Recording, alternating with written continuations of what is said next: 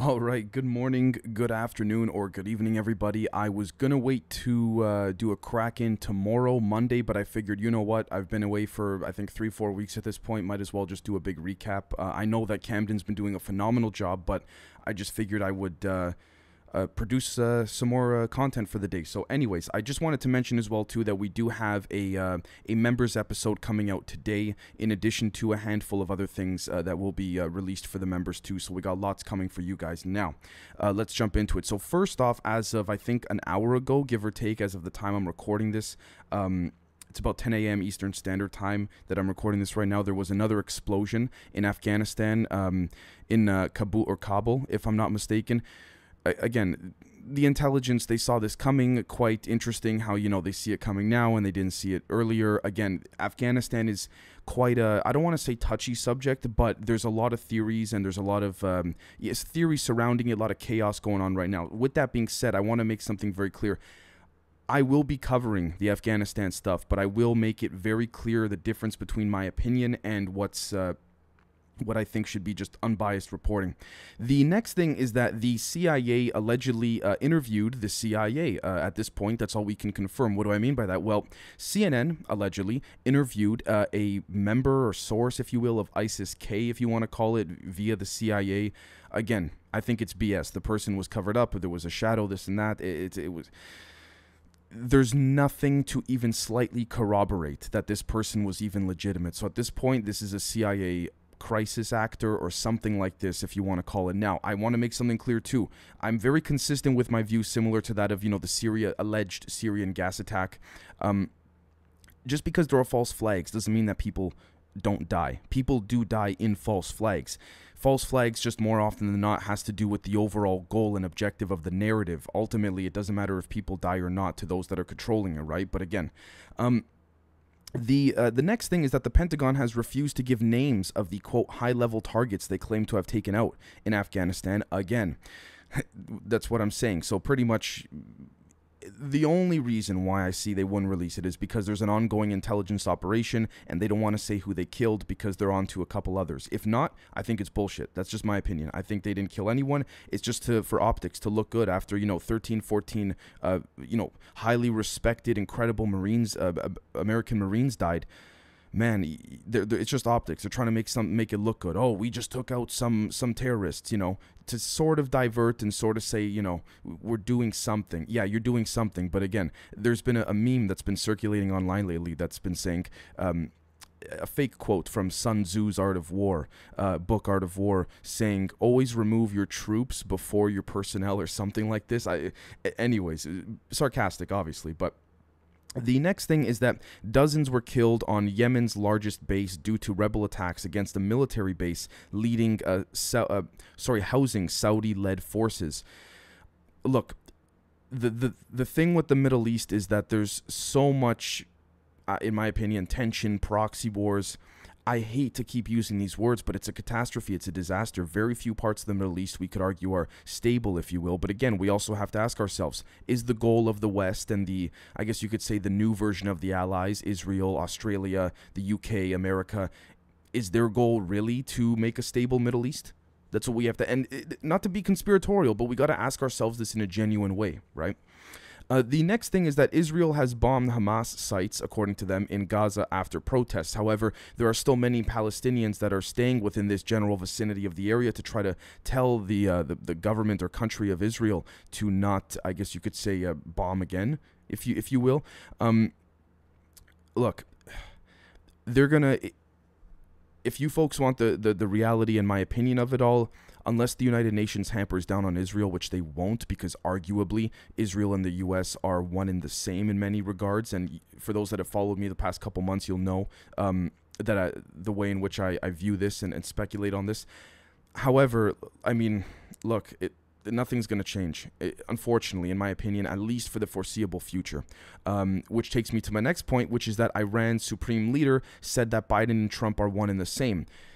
Again, if we take a look back and we argue that Trump, in fact, catered to the military-industrial complex far more than what people had thought at the time that he was in office, there's a decent point. Again, we have to understand, or try to understand, the perspectives from a rational point of view of these other world leaders. But again, what is rational if we're being fed lies and misinformation, right? So again, it's so shitty to say, but we got to question the whole circle of things, folks. The next thing is that Israeli Prime Minister Naftali Bennett is happy that Biden has touted other options to tackle Iran when Biden literally wasn't sleeping. I'm not kidding. If you take a look at what Naftali Bennett did when he went to the White House, he said his piece, did his thing, the press conference in the Oval Office. Biden had his mask on, sleeping. Nothing taken out of context, at least from my understanding, literally sleeping. So, again, anyways, that's it with regards to the Middle East. Let's move on to some things in Africa. So Africa's COVID chief has said that the vaccination rollout is, quote, extremely disappointing, end quote. Yeah, I mean, again, in what sense? The logistics, the rollout, people don't want it. People got the first shot, they don't want the second. I mean, I can understand why it's disappointing. Again, it doesn't, Anyways, the next thing is that Nigerian gunmen have freed dozens of kidnapped children. The people who captured the children are being referred to as, quote, bandits. The thing with these small town tribal issues is we don't know if this has to do with just literal personal conflicts, and they sort of try to get back at everybody get back at other tribes or groups by literally kidnapping children and things like this, or for money, or for extortion, for so many different things, to get money out of maybe the local government. So many different reasons, and a lot of them are unjustifiable in many ways, right? It's a very tough situation in the sense of, that whole Robin Hood mentality. But I don't believe that you should be not even remotely close to kidnapping people, humans, let alone children, or kidnapping any living animal, person, you name it, for money. Not saying that was the case here, but again, I don't know what else, aside from money, revenge, very few things at the local level seem to motivate people to do these things, right? Again, unless there's a religious or political motivation that they deem to be bigger than any financial or social obligation. The next thing is that Mali's former president has been arrested over corruption claims regarding his role in the purchase of a presidential plane.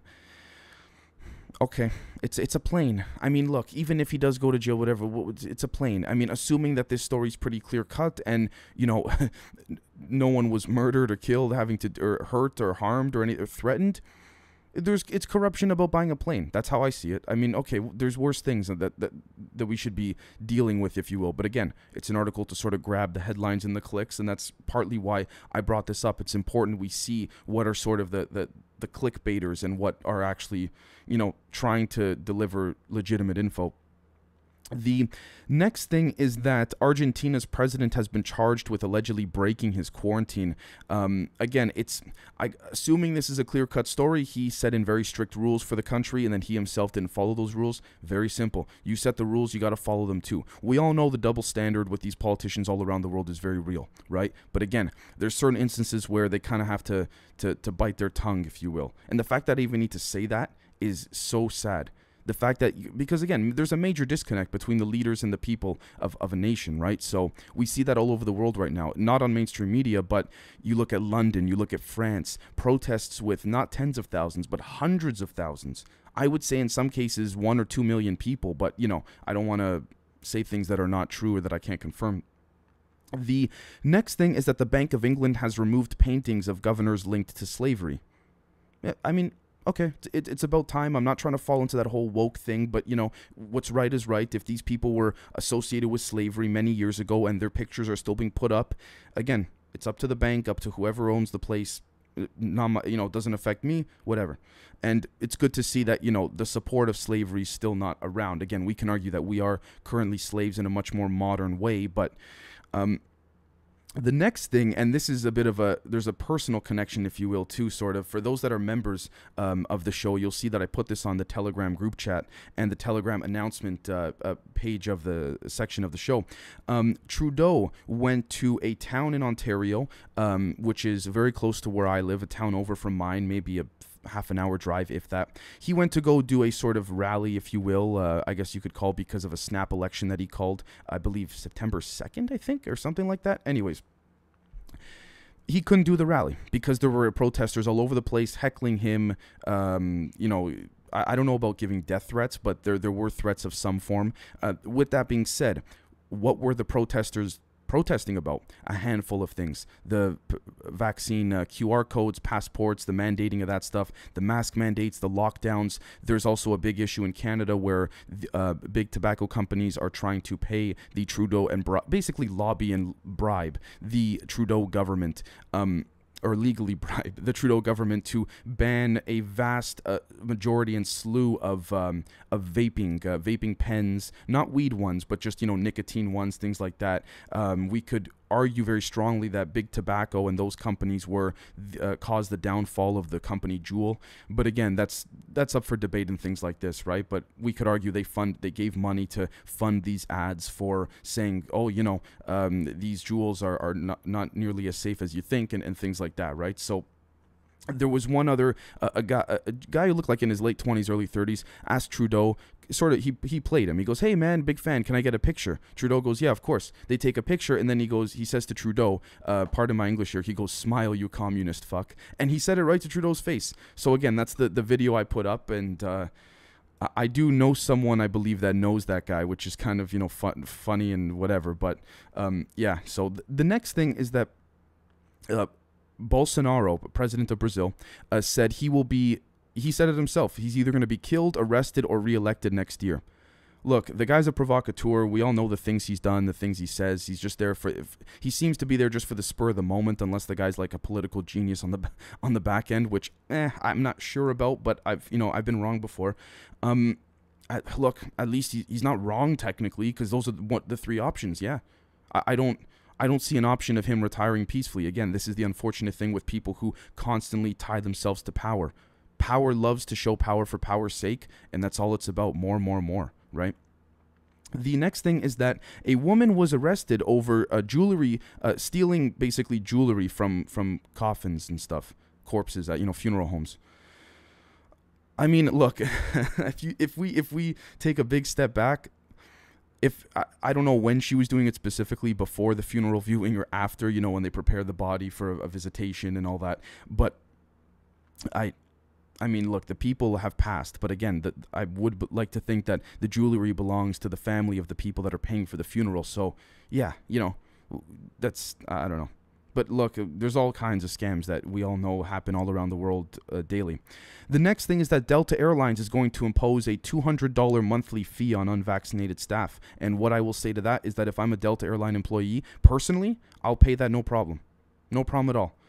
I'll bitch and complain, but let's get to the gist of it. Nothing's going to change. They're a corporation. So, and if you still, you know, obviously need a job, sadly, to keep yourself going in this world of made up, monetized, we call money, then yeah.